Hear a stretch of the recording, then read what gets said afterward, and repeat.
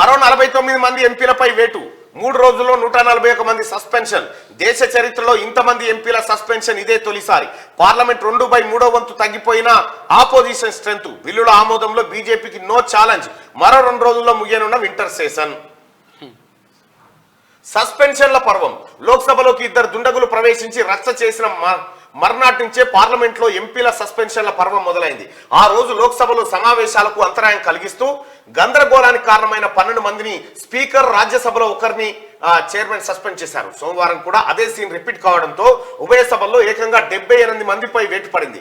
లోక్సభ నుంచి 33 మంది, రాజ్యసభ నుంచి 45 మంది సస్పెండ్ అయ్యారు. దీనికి కొనసాగింపుగా మంగళవారం మరో 49 మంది సస్పెండ్ అయ్యారు. వీరిలో చాలా మంది ఎంపీలు ఈ వింటర్ సెషన్ మొత్తానికి సస్పెండ్ కాగా మరికొందరిపై ప్రివిలేజెస్ కమిటీ నుంచి రిపోర్టు వచ్చిన తర్వాత చర్యలు తీసుకోనున్నారంటూ ఎంపీలందరినీ బయటికి వెళ్ళగొట్టారు.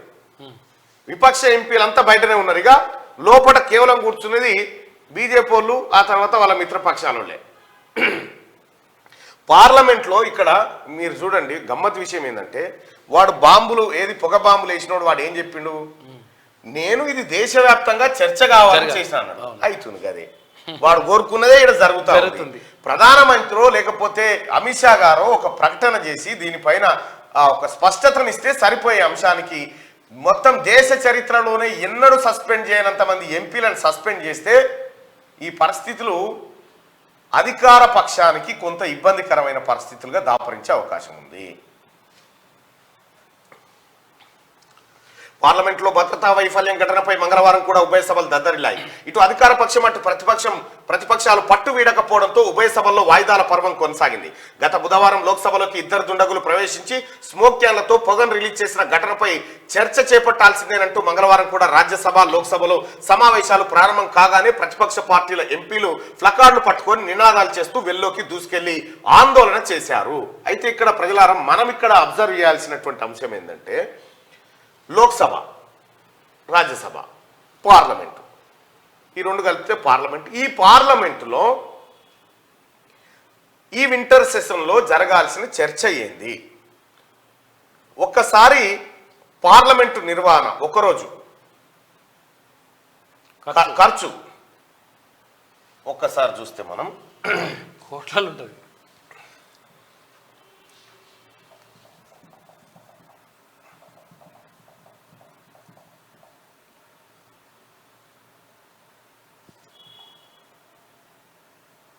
ఎక్స్పెండిచర్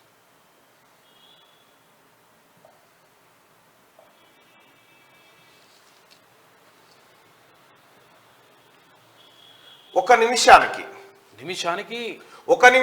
2.5 లక్షల రూపాయలు ఖర్చు అవుతుంది పార్లమెంట్ ఒక్కటే నిమిషానికి. Each day business in both houses is scheduled to be conducted for around 6 hours. Speaking to financialexpress.com, PDT Achari, former Lok Sabha Secretary General, said it takes around 2.5 lakh per minute. అంటే ఒక్క నిమిషానికి 2.5 లక్షల రూపాయలు మనం ఖర్చు చేస్తా ఉన్నాం. 2.5 లక్షల రూపాయలు అంటే ఒకరోజు 6 గంటలు సభ జరిగినా కూడా ఇది కోట్ల రూపాయల వ్యవహారం. అంటే ఒక్క నిమిషానికి 2.5 అంటే 60 నిమిషాలకు దాదాపు 1,30,00,000 దాకా ఖర్చు అవుతుంది. 1,30,00,000 కోట్ల రూపాయల ప్రజాధనం వృధాగా పోగా ఇంకా మీదికెళ్ళి జరిగేటువంటిది ఏంటంటే ఆడ ప్రజా సమస్యలు చర్చకు వస్తాయా, ఏమైనా చట్టాల రూపకల్పనకి ఏమైనా పరిస్థితి జరుగుతూ ఉందంటే అది కనిపించట్లేదు. అత్త కావాల్సింది కదే, కోడలు కావాల్సింది ఇదే అన్నట్టుగా అక్కడ నరేంద్ర మోడీకి ఏమని ఉంటుంది, చర్చ జరగకపోతేనే మంచిది అనేటువంటి భావన ఉంటుంది. ఇప్పుడు గదే జరుగుతూ ఉంది. విపక్షాలు బైకాట్ చేసుడు, వాళ్ళు లొల్లిల్లే బిల్లులు పెట్టుకొని వెళ్ళిపోవు. ఒక బిల్లు ప్రతిపాదనకు వచ్చిన తర్వాత దాని మీద సమగ్ర చర్చ జరిగి సవరణలు, ప్రతిపాదనలు ఇవన్నీ అయిపోయిన తర్వాత బిల్లును ఆమోదిస్తే ఆ బిల్లు రాష్ట్రపతి దగ్గర పోయి చట్టంగా మారుతుంది. ఆ పరిస్థితి లేకుండా గందరగోళాల మధ్య బిల్లులు వెళ్ళిపోతూ ఉంటే ఆ బిల్లులలో ఏముంది, ఏం కథ ఎవడు పట్టించుకునే పరిస్థితులు లేవు. కోట్ల రూపాయలు, మొత్తం కోట్ల రూపాయలే ఒక్క రోజుకి, ఒక్క నిమిషానికి 2.5 లక్షల రూపాయలు పార్లమెంట్ నిర్వహణ ఖర్చు. 2.5 లక్షల రూపాయలు.